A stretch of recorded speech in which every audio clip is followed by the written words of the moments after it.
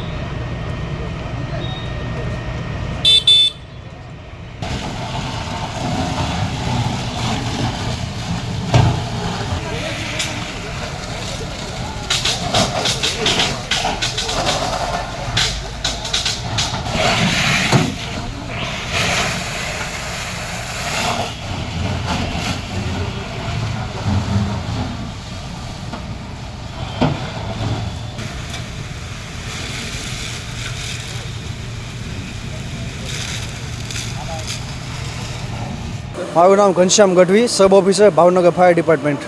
હવે ઓમ party plot છે જે ચિત્રા બાજુમાં, ત્યાં અંદર ઓફિસ હતી, એક મેટલ કન્ટેનરની ઓફિસ। તેમાં કોઈ અગમ્ય કારણોસર આગ લાગેલી હતી। આગનું કારણ હજી જાણવા મળેલ નથી। અમને કોલ મળતા તુરંત જ પશ્ચિમ ઝોનલની ગાડી અમે ઘટના સ્થળ પર રવાના કરેલી હતી અને આગ સંપૂર્ણપણે બુઝાવી નાખેલ છે।